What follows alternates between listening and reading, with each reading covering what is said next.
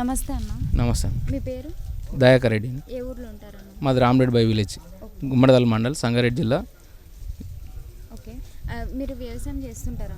చేస్తున్నాము. పొలం ఉందా మరి? ఉన్నదండి. ఎంత ఎకరాలు ఉంది? మాకు 6 ఎకరాలు ఉన్నదండి.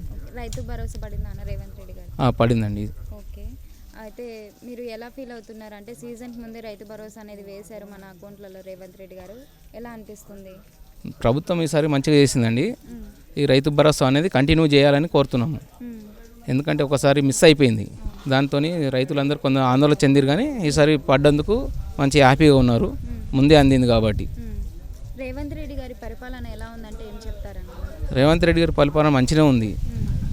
ఇప్పుడు కరెంటు బిల్లు మాఫీ, బస్సు కానీ, సిలిండర్ కానీ కొన్ని హామీలు ఇంకా నెరవేరలేవు, కానీ తొందరలో అయితే ఏమో దాని సన్న బియ్యం వస్తున్నాయా? వస్తున్నాయండి. వండుకుంటున్నారా అన్న? వండుకుంటున్నామండి. దుడ్డు బియ్యం వస్తుండే, ఇప్పుడు సన్న బియ్యం వస్తున్నాయి, మంచిగా వస్తున్నాయి, వండుకుంటున్నామండి. ఓకే, ఫ్రీ బస్ పెట్టారు మహిళలకి, మీ ఇంట్లో వాళ్ళు ప్రయాణిస్తున్నారా? ప్రయాణిస్తున్నారండి. మంచిగా ఉందా? అంటే ముందు ఛార్జెస్ పెట్టాల్సింది వచ్చేది, కానీ ఇప్పుడు ప్రయాణిస్తున్నారు, కొద్ది మంచిగానే ఉంది. ఫ్రీ బస్, ఫ్రీ కరెంట్ అందుతుందండి. అంటే ముందు ఎంత వస్తుండే కరెంట్ బిల్లు? మాకు 1000 రూపాయల దాకా వస్తుండే అండి, ఇప్పుడు పూర్తిగా మాఫీ వస్తున్నది. ఓకే, ఇది సబ్సిడీ గ్యాస్ వస్తుందా మరి?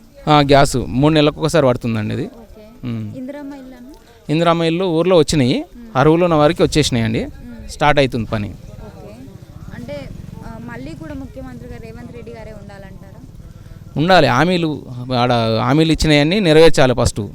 కొద్దిగా అవి ఫస్ట్ చేస్తే బాగుంటుందని, రైతులనైతే ఫస్ట్ రుణమాఫీ ఇంకా కొద్దిగా మిగిలి ఉన్నది, ఆ రుణమాఫీ చేయాలని.